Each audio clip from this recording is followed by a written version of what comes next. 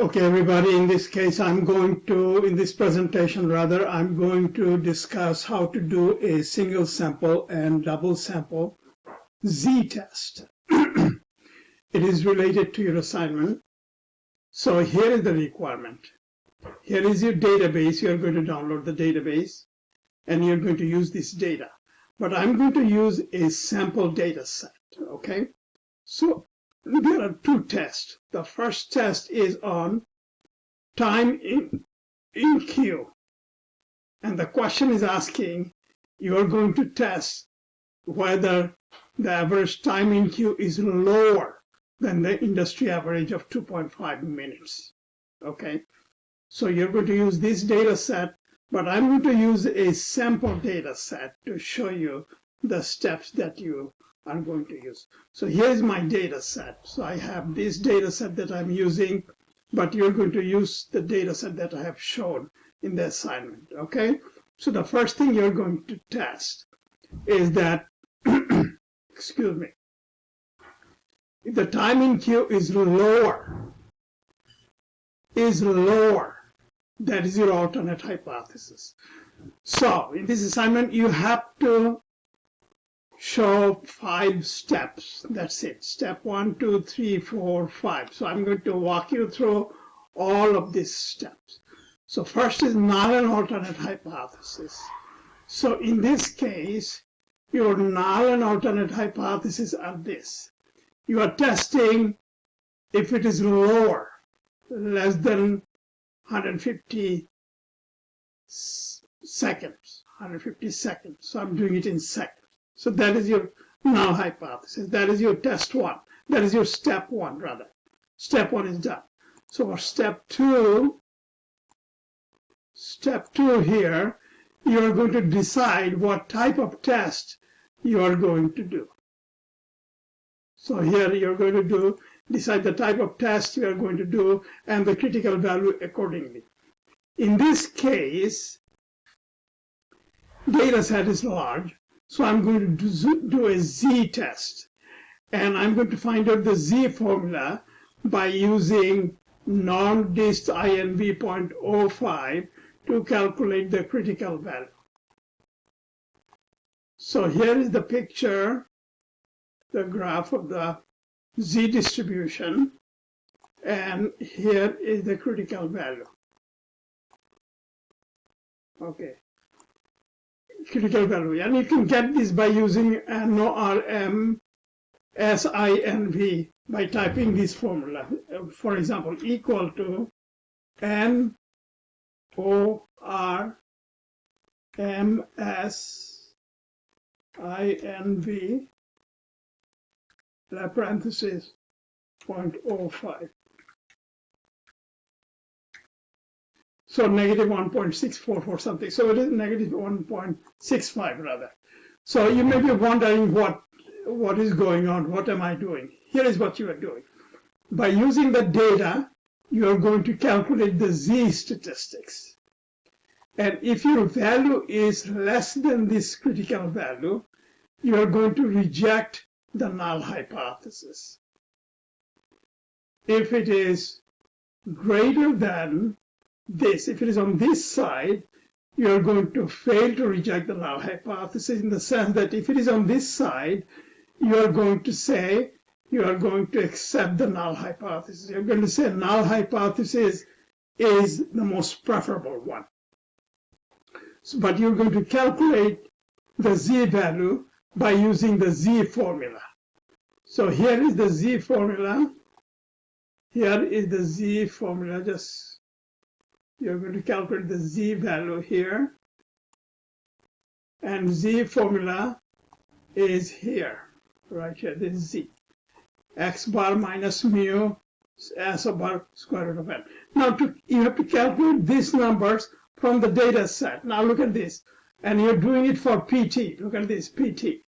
So the data set for Q in time for PT starts from 28 and it goes all the way to 52. So I calculated the average, AVERAG C28 to C52. C28 is right here. C28, you can see I'm sorry, here, C28, you can see it C28 to C52. C52, you can see it C52. So in your data set, it is much larger. It is not 25 observation, it has more observation than 25, and you're going to use that. So what I would suggest that you prepare a cheat sheet where you're going to write down the cell number, C28 to C52 in this case. So I wrote equal to C28, C52. Got it? That is your average. And then standard deviation, again, STDEB.S, C28, C52. Count, number of observations.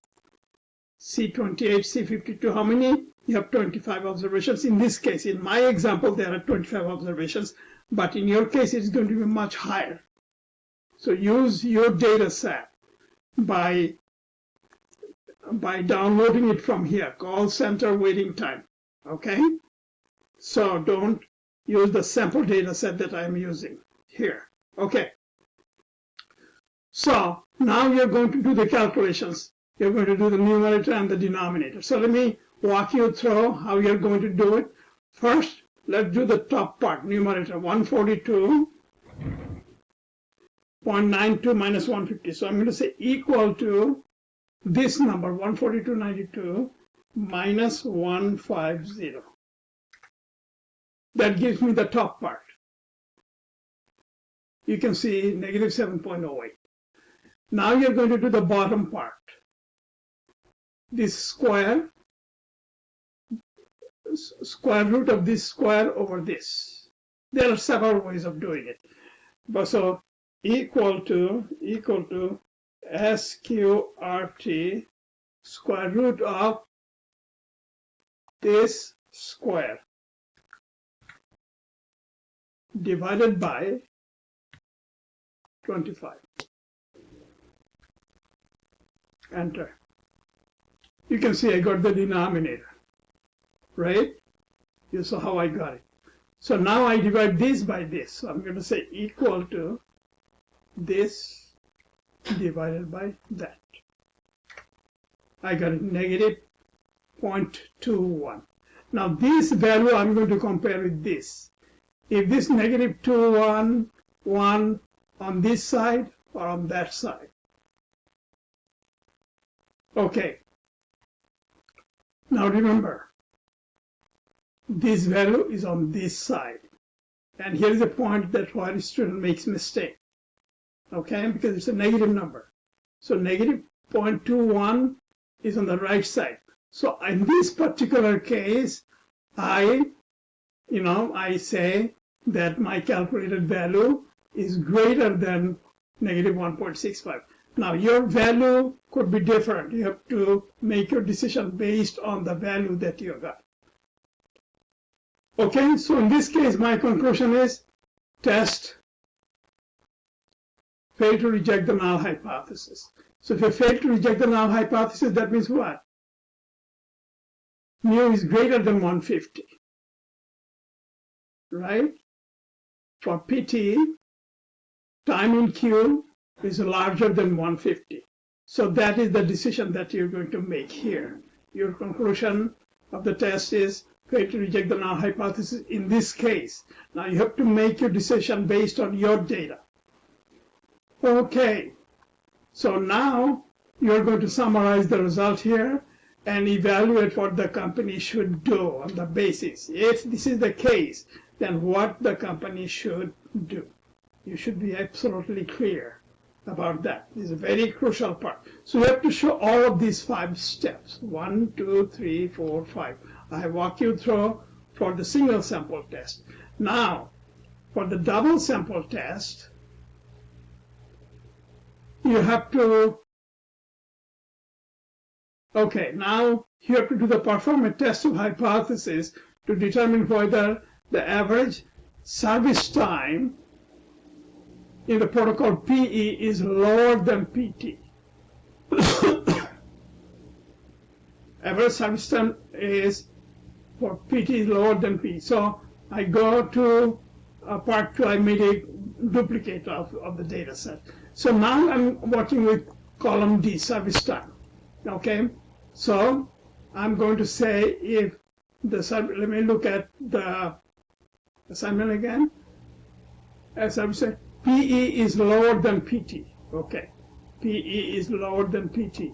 So that is your alternate hypothesis. So your alternate hypothesis is going to look like this. PE is lower than PT. Okay, so PE is low. So that's your step one. PE is lower than PT. Now,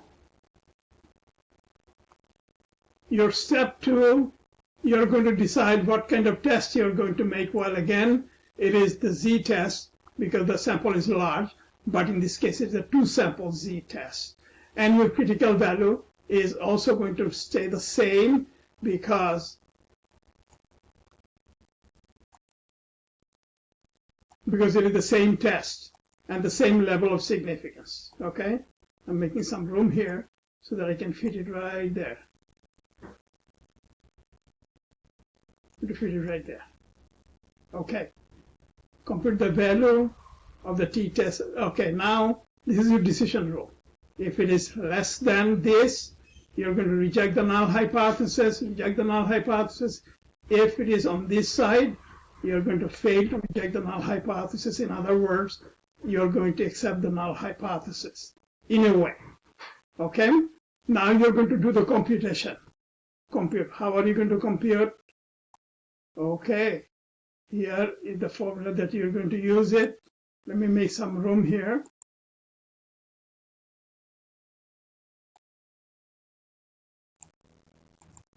Step 5.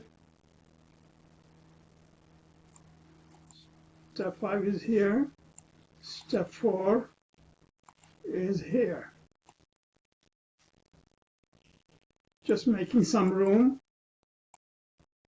Okay, now I got, okay, so now here is the computation. Here is how you're going to compute. And here is the formula. This is the formula that you're going to use. Now look at this. This formula has x1 bar, x2 bar, s1 square, n1 plus s2 square, n2. And you calculated all of those here. Now you have used the D column because it's service time. Okay, once again, I will, because your data set is large, I will put a note first. So D3, right here, D3 to D27. Look at this, D27. This is 27, D27. So I'll write it down first, and then I'm going to insert D3 to D27. Average, and the standard deviation, and the count. Your count is going to be more than 25. I keep telling you again and again the same thing. So you have done it for PE, and then you're going to do the same thing for PT. PE, PT. Okay. Now you're going to do the calculations. PE minus PT. So if you do PE, is this PE minus PT, the numerator part is going to be equal to PE minus PT, negative 128. Okay? Now, you're going to calculate the variance. Okay, variance calculation, you're going to do 184 squared, okay? So you're going to do equal to, you're going to use this formula. So I'm going to calculate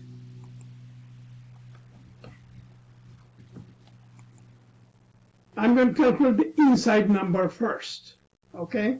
So let me do it. Equal to standard deviation square divided by 25. This is my sample size. Plus standard deviation square divided by 25. Now your number is not going to be 25. Your number is going to be much larger. Enter. So I have, this is my inside number. Now I take the square root. Equal to SQRT, and I'm going to put it right there. It is 62.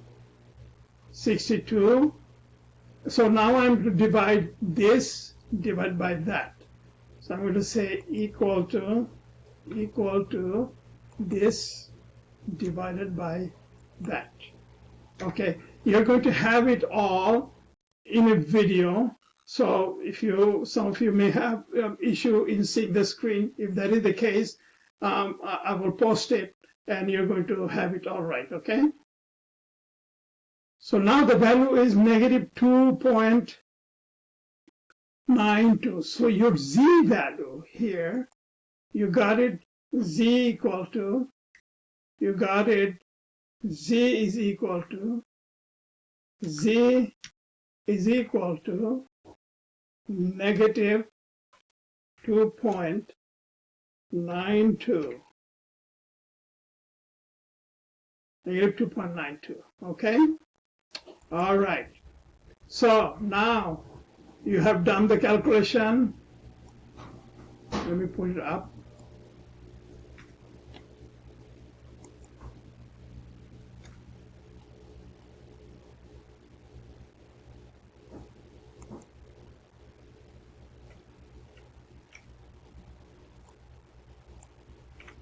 Okay, now negative 2.92, is it here or there? Where is it? You're going to make the decision accordingly, if it is on this side or that side. Now, in this particular case, negative 2.92 is on this side, So you're going to reject the null hypothesis. Reject the null hypothesis. In other words, you're going to accept the alternate hypothesis. You're going to support the alternate hypothesis. So now you're going to make the decision. You're going to write down here. You're going to reject the null or fail to reject the null. You're going to write it down here. I'm not going to write it down. And then here you're going to summarize what the company should do. Okay, what the company should do. You are going to summarize. Remember, step 4 and 5 is important. That is a part of the assignment. And they're part of the 5-step testing of hypothesis. So I have shown you step 1, step 2, step 3, step 4, and step 5, okay? 4, you're just going to say either reject the null hypothesis or fail to reject the null hypothesis, and what it means. What it means, if you're going to support this or you're going to support that, okay? That's what it is. And then step 5, you are only going to state what the company should do, what the company should do. And then there is a report, summary and conclusion. You're going to write 175-word summary in your conclusion, summary and of your conclusion, okay? And that summary is going to be basically say the same thing. But there are steps that you need to follow when you are going to create the summary, okay? Summary right here. You are going to write down the summary on this one, okay? This is the direction for writing the summary, okay? Now, you can submit this as an Excel, or you can cut and paste all of these 5 steps from Excel to a Word document and then submit it, whatever is convenient for you, okay? All right. If you have any questions, please let me know, okay? Thank you very much. Bye.